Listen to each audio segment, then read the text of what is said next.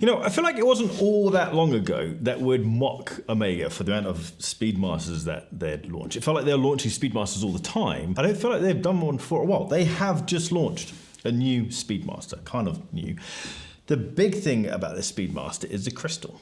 I feel this is a bit of a game changer for the Speedmaster world. This is the new Omega Speedmaster Anniversary Series, First Omega in Space, with the blue-grey dial. This is based on the original First Omega in Space, the actual First Omega in Space, which is called the CK2998, which was in production between 1959 and 1962, but the First Omega in Space, it went there on the 3rd of October 1962 on the wrist of astronaut Walter Schirra, and it was his personal Omega Speedmaster that he wore on the Sigma 7 mission. Now, Omega has already done a First Omega in Space, a reissue of that watch, but this has quite a few changes to that. And I feel like those changes are quite important, both visually, but also from a functionality point. We have a stainless steel case, and it's 39.7 millimeters wide, 13.4 millimeters thick. It's 48 millimeters lug to lug. It has 19 millimeter lugs, which is, it makes it a little bit tricky when it comes to finding straps, especially if you've got other Speedmasters, because typically it has 20 millimeter lugs.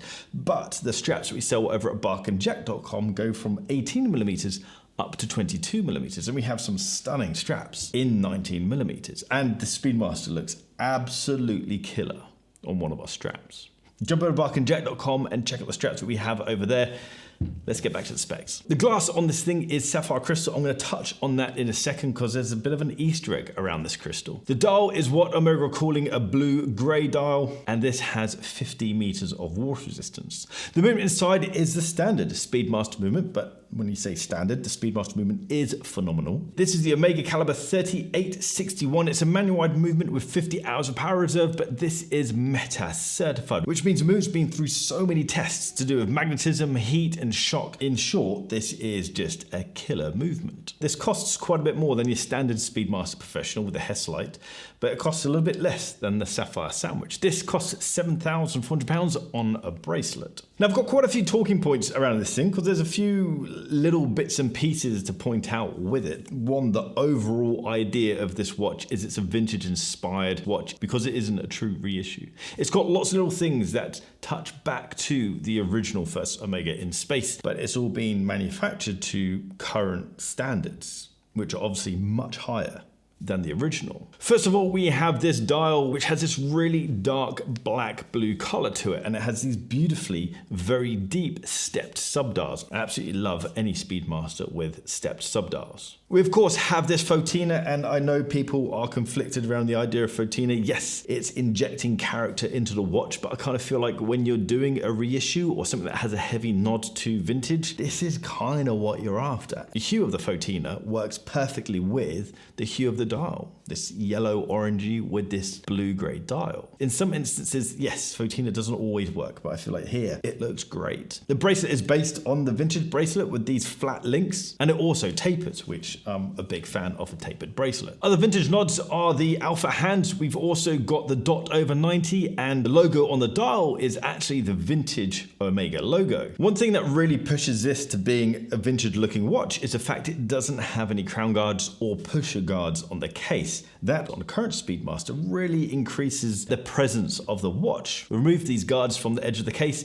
and it really slims down the watch and makes it feel, especially with the really exposed pushers, it just screams vintage, and I love that. I think it looks stunning. So the big point for me with this watch, and something that I feel like is a bit of a game changer for the Speedmaster world, when you're buying a Speedmaster, I feel like one of the biggest decisions is, do you go Hess Light or do you go Sapphire Crystal? Hess Light has the more authentic look about it because it has this beautiful distortion around the dial, around the edge of the dial. But the benefit of Sapphire Crystal is that it's scratch resistant and it will just stay crystal clear forever, pretty much. Now, what Omega have done with this watch is they've created Hess Light like Sapphire Crystal. So it's a Sapphire Crystal glass that's been designed to mimic Hess Light, which I think is a perfect middle ground for everyone. Now, you do have Omega Speedmasters with domed Sapphire Crystal.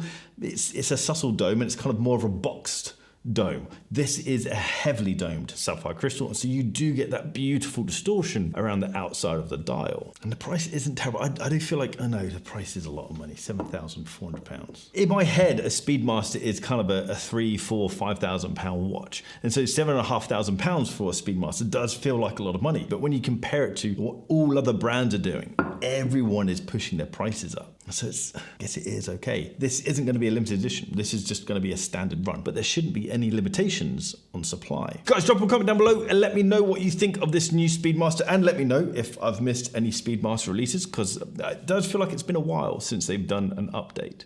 Or maybe that's just what's been happening with the Moonswatch. Maybe they've kind of taken over the constant releases. If you like this video, hit the thumbs up button. If you like the style of this video, hit the subscribe button down there and that little bell icon to get notifications when I drop a new video. If you're on Instagram, give me a follow at Bark and Jack. And if you want to check out the watch straps and watch accessories and watch mugs, it's not a watch mug, nice mugs, jump over to barkandjack.com. I'll see you guys very soon. Take care.